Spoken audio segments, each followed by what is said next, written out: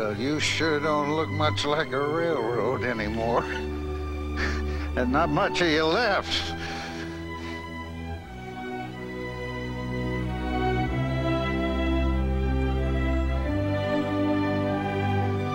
I guess we've all seen better days. Well, that's life. You grow up, you work hard, you tumble back into the earth. But by gosh, we had our day, didn't we? 6 boats. 6 canal boats. We pull up that steep incline every hour. Big boats. Put them on a flatbed, haul them up over the Allegheny Mountains, drop them in the water on the other side. Send them on their way to Philadelphia, Pittsburgh, or whichever way they were going in the first place.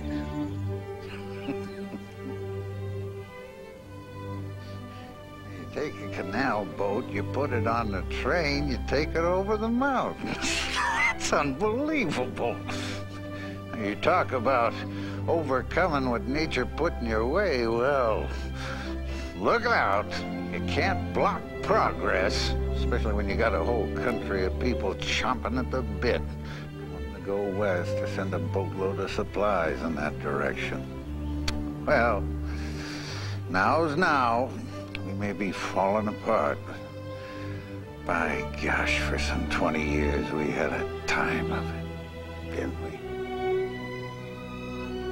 Should have wrote a book about it. The Allegheny Portage Railroad by Edgar West. Oh, how would I start it?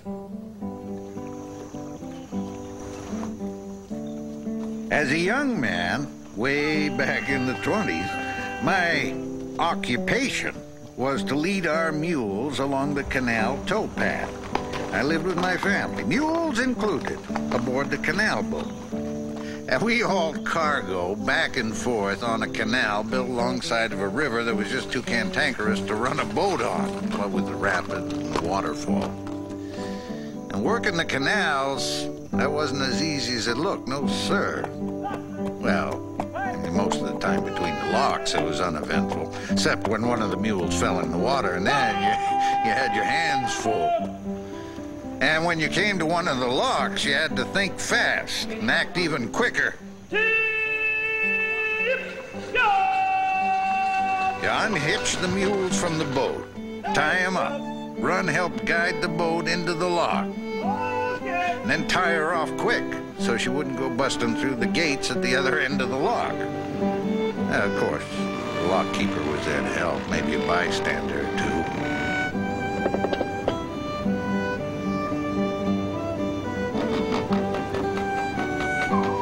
We'd open the water gates on the other side. Down and go the water level and the boat.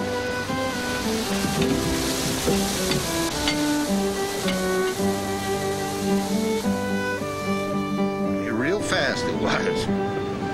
Sometimes there'd be near a half dozen locks in a mile. Hard work.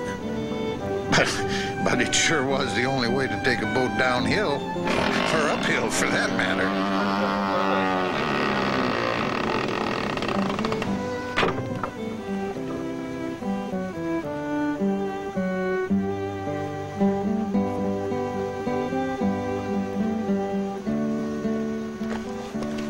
Oh, there was some fun to be had. Maybe the lock keeper had a daughter to spark, or maybe you could listen to the local gossip. Did you hear what Pennsylvania's gonna do? What now? Gonna dig a canal all the way across the state. Don't Pennsylvania have enough canals? Not east to west, they don't. Like New York. It's gonna go from Columbia near Harrisburg straight through to Pittsburgh. Oh? What's it gonna do when it gets to the Allegheny Mountains? From what I heard, they're gonna figure that one out when they get dug that far. That's flat out crazy. Why do we need another canal anyway? Well, New York State's already got the Erie Canal running all the way west. And Maryland's fixing to dig a canal from Washington out west. Pretty soon... Well, pretty soon won't be anybody traveling across our state, that's what. They'll be traveling west using the north of or south of Pennsylvania route, and we'll be left out. Could all this be true? A bunch of folks otherwise thought to be in their right minds deciding to dig a canal across the whole state, then up one side of a mountain, down the other? Oh, well, that might be interesting to watch. So I decided to go out on my own, maybe make something of myself. After all, I'm almost 17. And that spring of 1831, I left my parents. I walked on over to take a look at that mountain.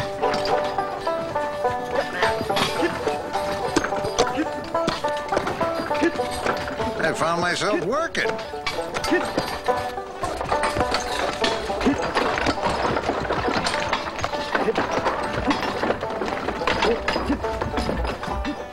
I had a job.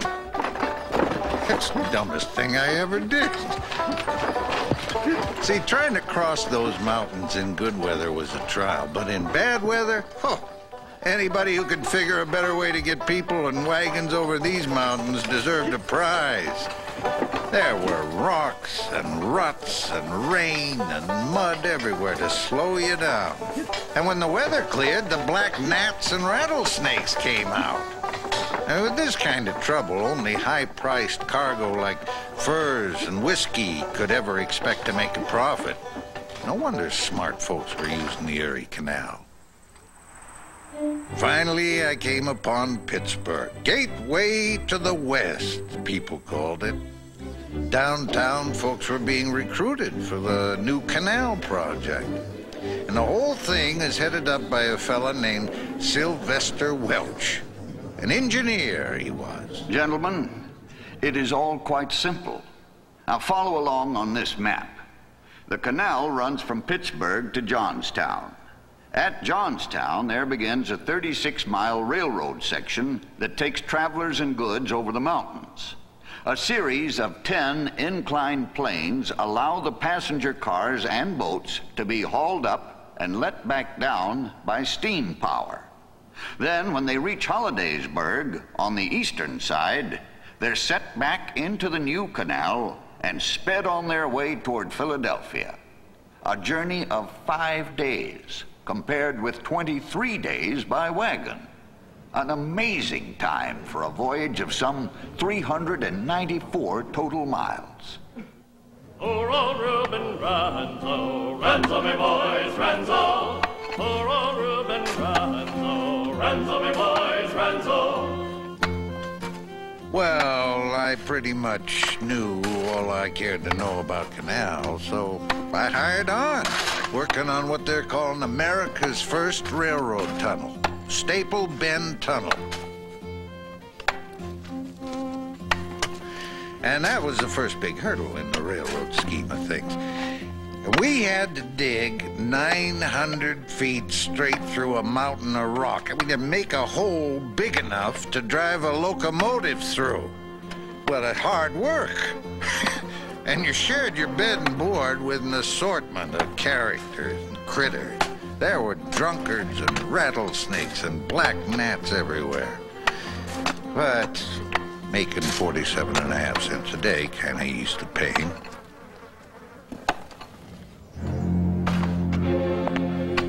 And it wasn't long before I was putting down stone sleepers, the foundation on top of which they set the ties and edge rails themselves.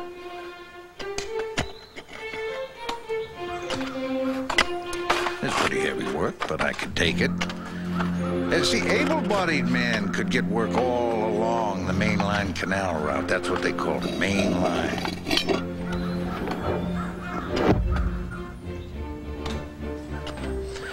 Well, somehow all the railroad tracks were spiked into the ground. Through the Staple Bend Tunnel, over the Conemaugh Viaduct, up one mountain, across the top, down the next valley, then back again. It was almost a year before we were going to open up.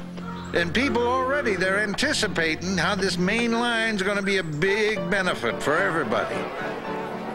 It took me 23 days to come from Philadelphia here to Pittsburgh. Now it'll take only 5 days to get back home. With this new main line, Philadelphia's ports will again prosper, quite possibly overtaking New York. Certainly Baltimore won't have a chance. I tell you, my friends, people moving west will come through our fine state of Pennsylvania, and that will be good for every man, woman, child, and town along the new mainline canal. I just can't wait. The main line will surely bring us a better selection of hats and dresses, and perhaps a new preacher.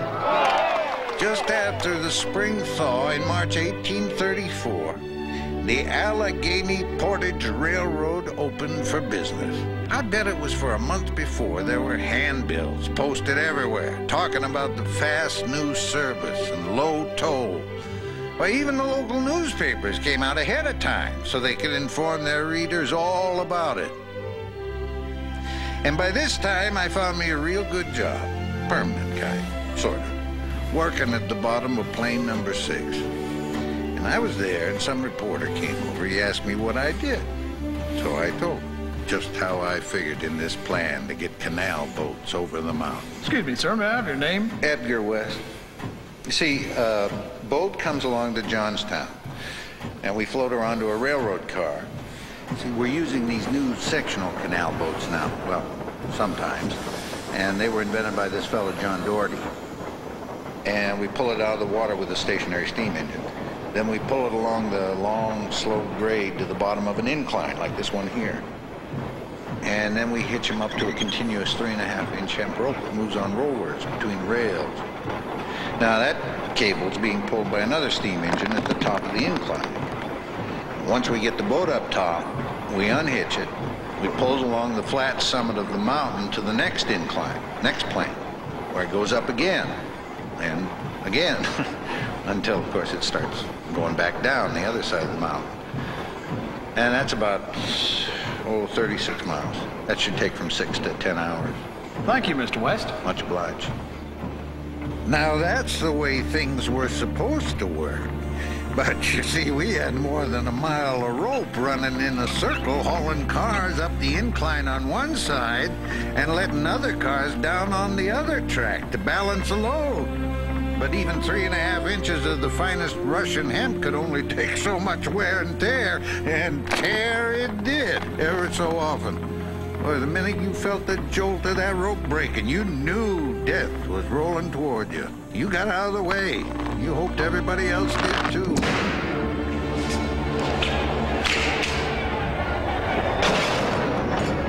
Some didn't.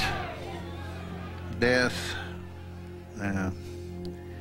had plenty of time to mourn and think about it.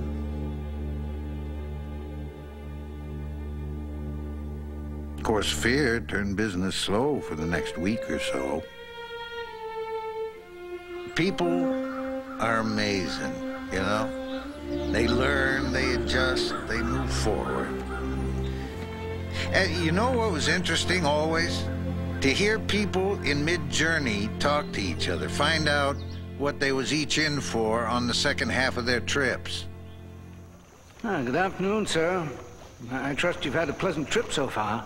Well, the boat is terribly cramped. I mean, a 14-inch plank attached to a wall for a bed. One really can't turn over. Curiously, they take the boards off the walls in the morning to make a dining table. Well, you'll have no relief on the rest of your journey. However, you will have the excitement of riding up the inclines. And then there's the matter of the Connemara Viaduct. Spectacular arched bridge spanning a river. As you travel over, they stop and let you enjoy the view. Then there's the Staple Bend Tunnel. 900 feet of total darkness. Finally, you go down one last incline, slip back in the water, and the canal takes you right into the center of Pittsburgh. Oh, that's most interesting. Thank you for the information. I've enjoyed speaking with you. I didn't get your name. Oh, Dickens. Charles Dickens. Good day. Whether you're on a pleasure trip or on business or shipping merchandise, everyone recognized the boldness of what we'd done. Outsmarting nature. No doubt about it. And then a fella named Roebling comes along and invents an iron-braided cable to replace the hemp rope, that thick rope that hauled the boats up the inclines. And it wouldn't break. Well, mostly not. And, you know, one of the things I loved I love seeing what was being carried on the main line.